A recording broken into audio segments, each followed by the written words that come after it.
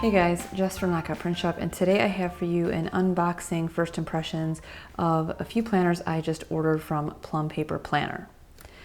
So I got two different planners and they clearly were in a box when I got them. They were in a nice cardboard box with bubble wrap around them, so they were very securely packaged and mailed. And first things first, look at how little collateral there is in this package, which I appreciate being a low waste kind of person. And they do have some cute little freebies in here that are super, I think, usable, which is very nice. So they do have this little piece in here that just explains the benefits of their planners. I love the illustrations on this. I think it's really cool that they're highlighting what sets them apart as a planner company, and it's in a nice recyclable piece of paper. And on the other side is a really cool thing where you can share your Plum Paper Planner on Instagram with their hashtag #WinPlumPaper, and then also tag them, and they pick one person a month to have their full order refunded from the order you show on that post. So I think that's a pretty cool little giveaway type of thing that is in your package. So good job, Plum Paper. I think that's a cool marketing piece.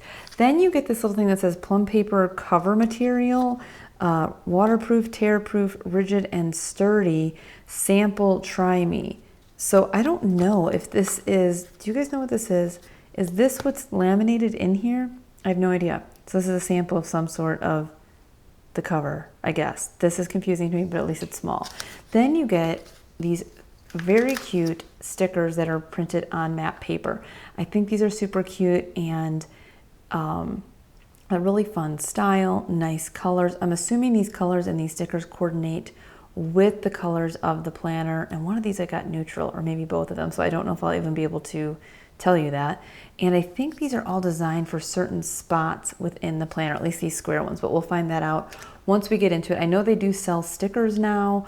I haven't had a Plum Paper Planner in probably 4 or 5 years, so I'm excited to see kind of how it looks now and my impression of it after it's been so long. Because that was actually, Plum Paper was one of the first planners I used when I got back into planners and the whole Knockout Print Shop thing started. And then I very quickly went to Inkwell Press. So I've been away from this planner for a company for a long time. So it'll be cool to see it again.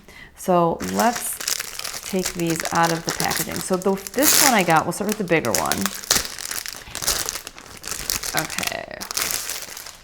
Both of these I got, let's see, how does this go? Like this.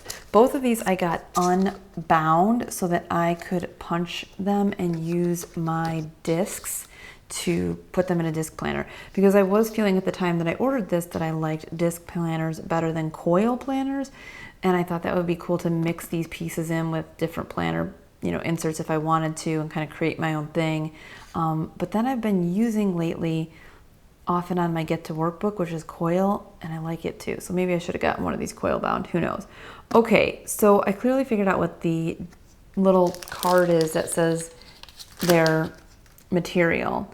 So it looks like it's a pretty thick piece of poly or plastic, clear plastic. This is thicker than our divider, so this is definitely substantial. And then the actual cover is this material here, and it's like a pretty thick cardstock with a sheen. So it says it's waterproof and tear-proof according to this guy. So I'm guessing maybe when you order extra covers, you get this piece, not this, but I don't know. So there's that. So this is the cover I picked, and then obviously that is also what's on the back. So you get two pieces of the clear for the front and the back, and then the actual designed cover. The cool thing about Plum Paper that's very unique compared to almost any planner out there, almost any, I know there's a lot more customizable planners now, is that they allow you a lot of internal page customization. Not only can you pick different sections to add on, their website's super user-friendly, and it'll make sure as you're adding components to this planner that you don't go over the allotted amount of pages to make your planner too thick and then it won't fit in the coil. So they're very, their system as far as ordering goes is really good. And then you can also make adjustments as far as like, do you want it to start whatever month you want it to start? Do you want it to go 12 months from that date or 18 months? and then there's different parts you can customize within the planner pages. So we'll kind of get to that. So this one is the neutral. That's why you can kind of see their neutral color is like this blue-gray color, and they are Mylar tabs. So if we look at the first month, I ordered this September to September, you have a kind of coated cardstock that is thinner than the cover, and then it has a Mylar coated tab, which is really nice. It'll make these a lot more durable. All right, so you have your typical, planner belongs to page. Now, Plum Paper Planner paper is thinner than Inkwell Press. You can kind of see right now that you can see what's printed on the back piece of this paper, and it has a little more slip. Now, obviously I'll have to write on this to confirm this, but if I remember back 4 or 5 years ago when I had one of these, I remember this paper being a lot slicker than it seems to be just touching it now. It looks like it has a little more grit to it than maybe it used to, but we'll see once I get to the internal pages. So I wonder if they went from offset printing, digital printing to offset, because this does look a little different. The printing used to look more glossy. Okay, anyways, let's get on with it. So you have your at a glance here, and then probably because I did a mid-year, I'm getting the 2019 and the 2020 since my planner goes into both years. So you have that, and again, you can see they have this kind of ombre of their blue-gray as it gets darker as it goes down the page. Okay, then you have your special dates section where it breaks out the full year, and you can then go in and, write down birthdays or, quarterly bills that are due or different things that are kind of plan your year and stuff like that. I do feel like they have changed the style of printing they use, because this is a little bit less saturated than it used to be. So I think they used to do digital press, and this was almost a little more glossy than it is now. Okay, so then ideas, plans, and goals. So the same as this, but without the years on it or the months on it. So you could obviously use some kind of header or just write in here and kind of categorize whether it's your goals or projects and things like that. So that's kind of a nice open space to lay things out. That actually could kind of work for me. Then you just have this blank piece of paper. But I don't know if this is showing up on camera, but this paper is definitely thinner than Inkwell Press. You can see through the pages. I do like these dividers. I think these are nice that they're a laminated cardstock, and again, that Mylar tab. So this is kind of like their little dashboard. You have a place to designate 3 goals for that month. You can write down birthdays and events, things to remember. So this is kind of like your dashboard or your download. Then you have this whole page to the right that gives you some lines, paper to write anything you need to about that particular month. And then you go into the month calendar. This is one thing that I find very odd. All planners do this where they have, except for Inkwell, which there's just their mission board, so it's just like a goal-oriented thing. But planners that have a dashboard like this that say birthdays, events, things to remember, because to me it's redundant, because I'm probably going to go into my monthly and write those down. I feel like this space could be better used for something else. Like, I wouldn't necessarily put like all the birthdays for September over here and then also put them in the actual calendar. I don't know, does that like bother other people that it's like that it seems wasteful? Like, I feel like I could come up with better things to put here to make a more useful page. So then we get into your calendar. So let's keep going. Standard calendar, it's a Sunday start. They do put the holidays in there for you, and then you just have this empty sidebar here and then the upcoming month. You guys, at first glance, I'm not loving the quality of this printing. It's not like a deal breaker to me, because I actually think the more gritty texture of this paper I will like to write on better than a slippery paper that I remember from the past. But I don't think it's the cleanest printing. Okay, that's that. So this is what I got. I got the vertical 7x9s. This is a 7x9 pages vertical priorities. That's what it's called. So the cool thing about Plum Paper is you can customize parts of this page. So you can go in here and there's options to get a custom like header here, a header here. You can change this from saying habit tracker. You can change these words. You can add a like a word header here. Yeah, but I feel like this printing is super faint. Okay, so wait a second. Before I get too ahead of myself, I'm seeing why. So this is because these dates, so this is obviously September. So this was August and this was September. So similar to Get to Workbook, in their planner, what they do is if there's days from a month in the weekly view that are in the previous month or the upcoming month, those are faded to gray where the date that's in that month is the color. So you can see that in this light gray, the printing is not as amazing. These boxes are pretty pixelated down here. The only day that's got some more clear printing and their blue, which is their neutral, is the first, which is in the month of September. So let's look here. So you can see when you're in a week that has all the days that are within that month, in this neutral version, you get much more vibrant color because you're getting that blue neutral color. I don't know, I'm guessing this is the same in the colorful one. So you're probably getting whatever color it is for that month, and then I'm sure the non-month dates are grayed out. So if you have a Plum paper in the colorful version, let me know if I'm right. I'm assuming that's correct. So that is pretty much how this planner lays out.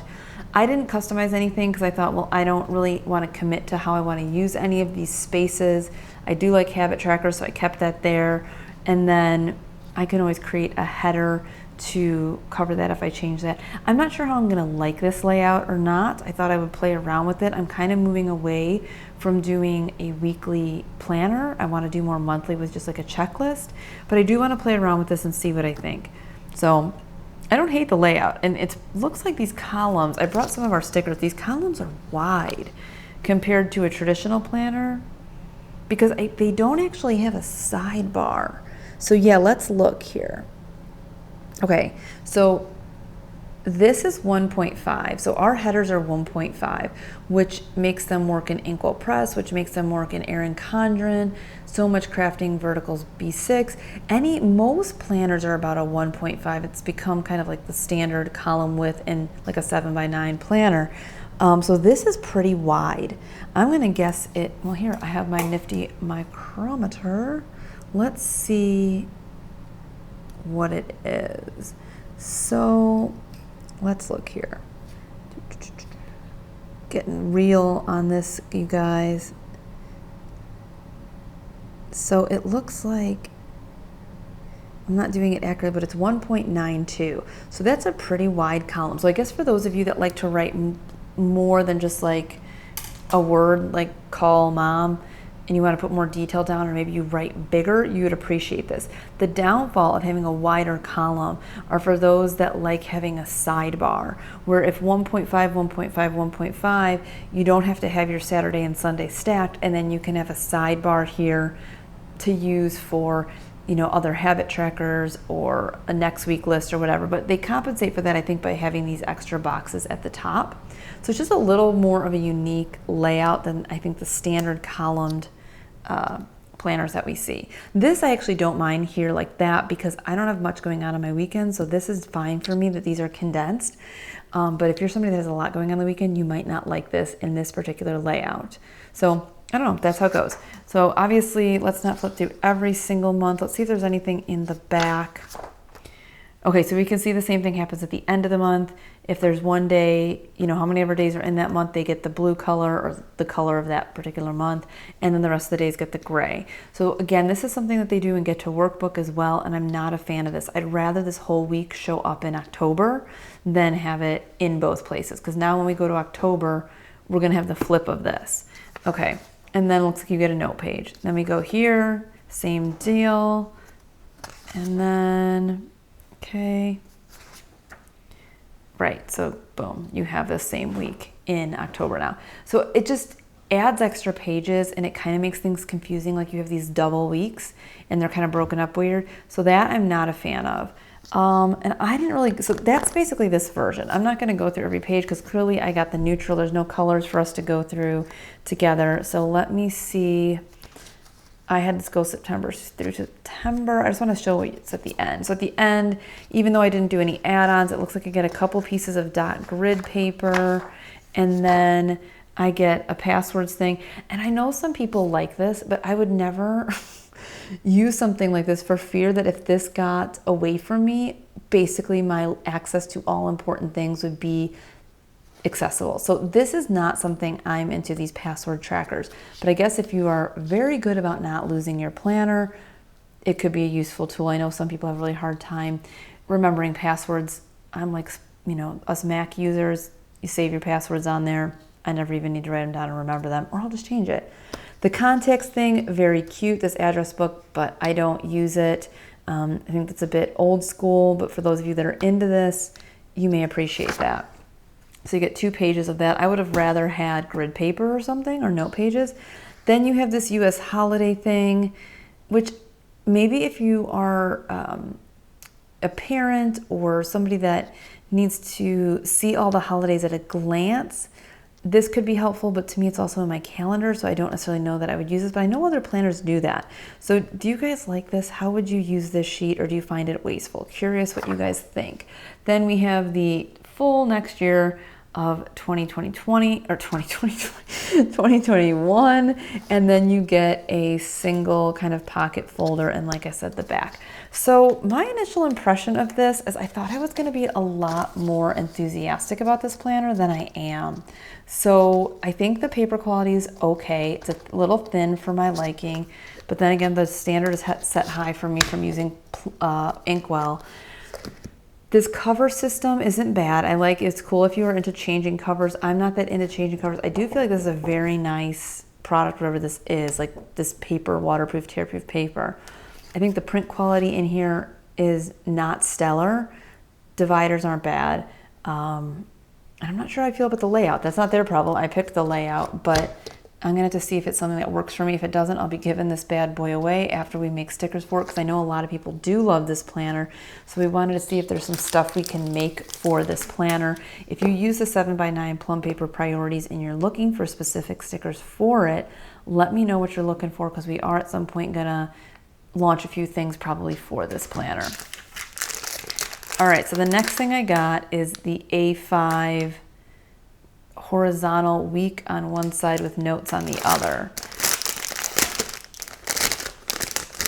All right, so you can clearly see I like neutral geometric shapes. So I did appreciate these cover options because they're right up my alley. So I do like this size. For me, a lot of times 7x9 is too big, so I can appreciate the size of this. Obviously, we went over the cover situation, so you know how that works. And I'm holding this upside down. So let's flip this bad boy over. Okay.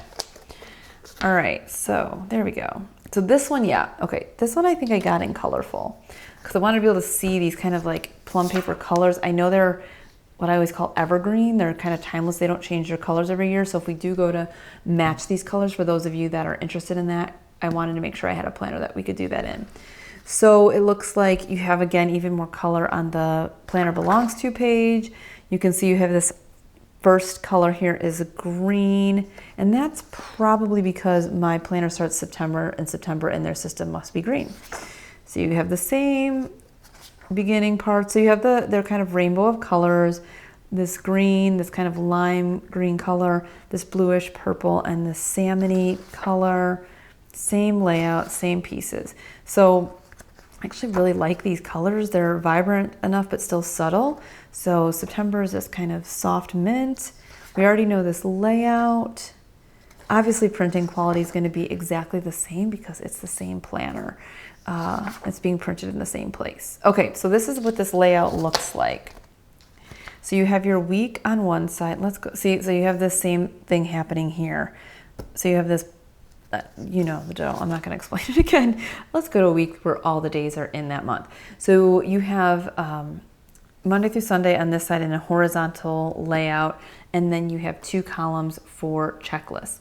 This was similar to my So Much Crafting B6 that I used to use that I really liked. It was just flipped. Hers had this part on this side and then the paper on the other. I thought this might be interesting for me to try again because I don't have tasks that are very specific to a certain day. Once in a while I do, whether we have an appointment somewhere or something going on. So I thought, well, that's given me enough room to jot a few things down that are day specific, but here I can just keep a running list. So I think this could potentially work if I opt out of the month only planner with checklists. So this will give me like an in-between, like having a weekly but using it a little different. So clearly we see how this goes. Blah, blah, blah. We get to the end of the month and we have our weird week thing again that I don't like. Okay, so you can see each month you do have different colors. Now you have more of a tealish color. And then that color will show up subtly on that page. Then November gets even more vibrant. And it shows up. This is probably boring because you guys have all seen probably a million Plum Paper Planner reviews. I do like these colors though. And I don't think these colors have even changed from 4 or 5 years ago when I had the planners. I think that's kind of their signature colors. So once we match these colors, if that is a route we go, then it'd be really easy to keep these as an evergreen product in our stock. So you get this purple. Again, you have this weird double broken up week thing. Darker. I'm just gonna try to flip through these so you guys can see the colors. You got more of a violet color, even lighter. So it's kind of cool. They take one color and they, you know, change the shade, kind of again, ombre. I do like the subtle splash of color, gives you enough to make it a little interesting in your spread, but it's not overwhelming. Then we go into this like peachy color. And again, you can see that shows up here, a little bit more coral. And just show you how that shows up there. Deeper coral. Boom, we got there. The color is showing up really nice on here. Then we go into these kind of bright green color. See how that shows up on here. And then the lighter green here. And boom. And then same thing in the back, I'm assuming. Couple pieces of grid and the contacts thing and the holidays and then your pocket. So the good thing about getting this unbound, guys, is if you're an A5, maybe you're a Filofax person, or you are a, you know, like what is that, like the 6-ring binder people, or you're a disc person, or you're a regular binder person, having it unpunched is really great because then you can punch it yourself or take it to Kinko's or something like that, or Office Max, have it punched and put it in your own, you know, however you want to use it. So I think that's cool. If you don't want to go through that effort, obviously you can have it coil bound and that simplifies it. So my first impression of this planner is there's some things I like. I like the cover system. I think it's cool and unique. And for those of you that like to change out your covers, I think you might like this. I do think this is a pretty durable plastic, so that's nice. And this actually seems very durable as well. This would be a really good material, I think, for Inkwell Press to use for their dividers and then Mylar coat them. I think that would be cool since this is tear-proof and waterproof, but I wonder if once it's punched, if it has the same effect. I have no idea what kind of paper product this is. I think the paper is thin. Do like that it has more grit to it than I remember. I think the color payoff, particularly in the neutral, the printing is not amazing. It's not as crisp as I would like, but then again, if they've changed to offset printing, that could be why. Digital press is more vibrant and more saturated, but sometimes it has a glossy texture, so some people don't like that. But the colorful one, it looks, you know, it's got nice color to it.